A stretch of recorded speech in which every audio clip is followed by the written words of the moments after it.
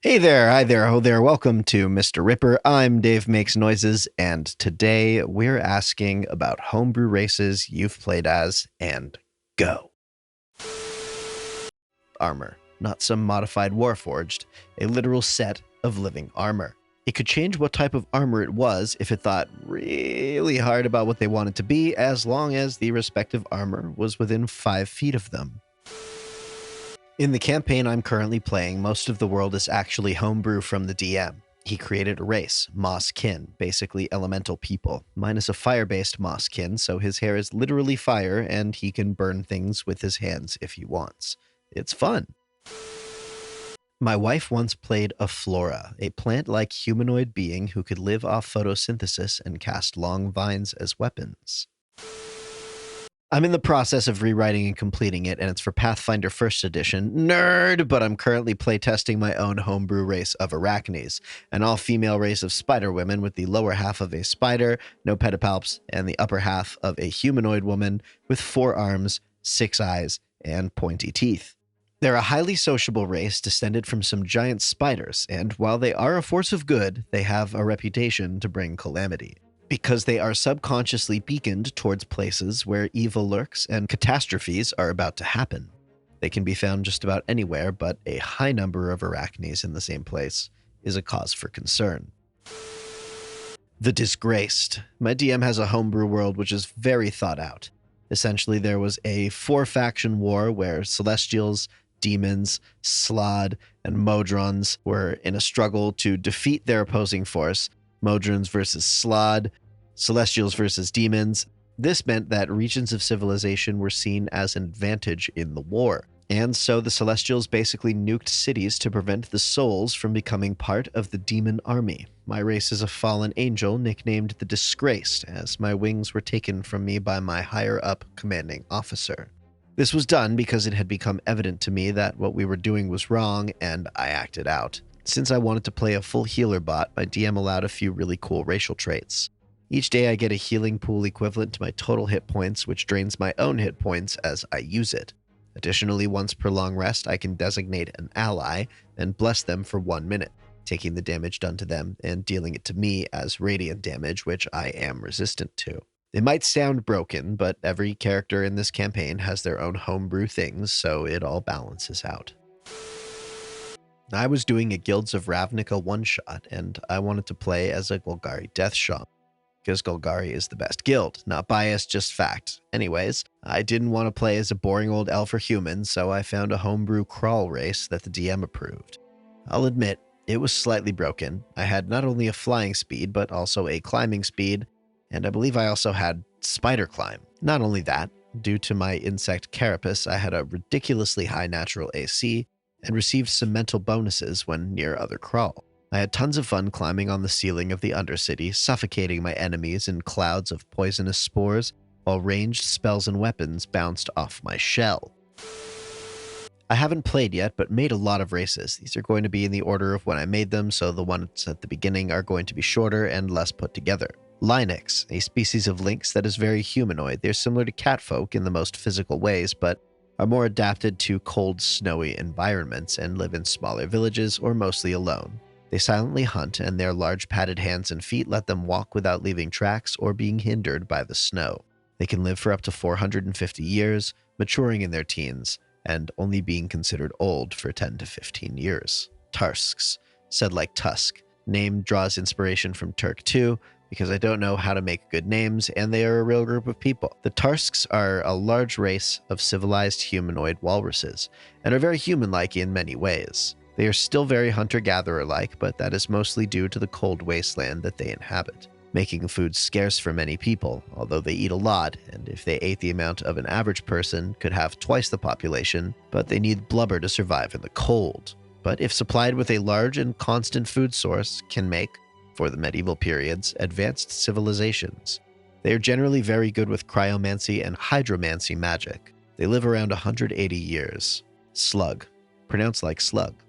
A race of slug-like people who live underground. They have 4 eyes attached to stems, each eye with a 360-degree range of motion. They have a large slug tail instead of a body or legs. They look kind of like giant slugs, although with 4 eyes, and a humanoid upper body with 2 arms and a head, although no neck. They also don't have great hearing, with ear holes instead of ears, but they can communicate just like a person. They are quite smart, but tend to want easy, peaceful lives due to being very weak, so they're good managers of things, but terrible and fearful fighters and hate doing physical tasks.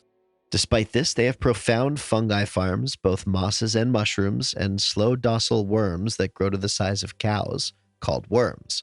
They live around 70 years and mature at around 15 years. Snull. Coming from the same underground home as the slugs, they are dumb fighters who wage war with anyone with something they might want. They have poor eyesight, but have developed excellent hearing and slight echolocation, but not good for finding small things like bats can, due to their large prey of slugs and their large worms, which can dig surprisingly fast and escape, although they don't go far. They are completely carnivorous, but have learned to feed their worm livestock the fungi and mosses they can't eat. Their hard shell is largely what caused them to be violent, because they understood that unless the slugs use strong traps and weapons, which they wouldn't make, much less use them, they could easily kill them, but not kill the whole population. It is unlikely that the Snulls will kill the slugs, because although weak, the slugs reproduce often, while the Snulls are quite slow, usually having just around 3 kids for every 2 parents, and at a young age don't have their shell and work with the worms, so only about 3/4 survive until adulthood. They live around 30 years, maturing around 7. Birdmen, said to be evolved from a subspecies of now extinct giant lizardmen, called Dinomen, that now live high in mountains and forests with giant trees.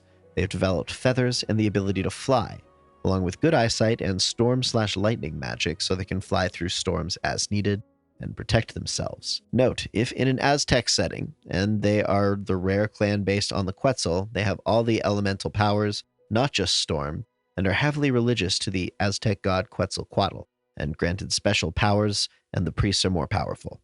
Axolotl, a semi-aquatic race of people who evolved from axolotls. They aren't too notable for anything other than their regenerative properties and mostly aquatic lifestyle.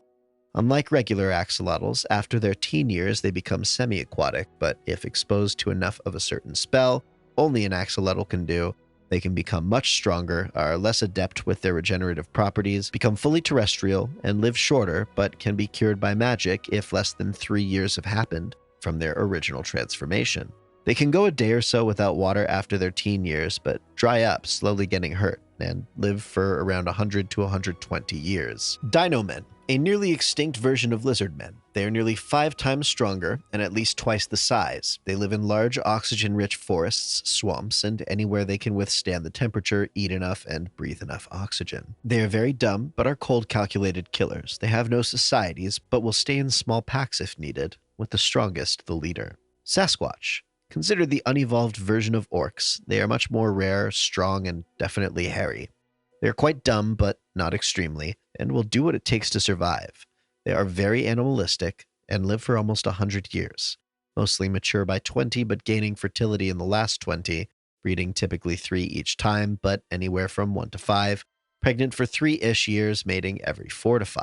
They are more monkey-like orcs than anything, with larger canine teeth, but a weaker, less pig-like nose, relying on sound and sight mostly. Like orcs, they could breed with humans technically, but tend to eat them instead.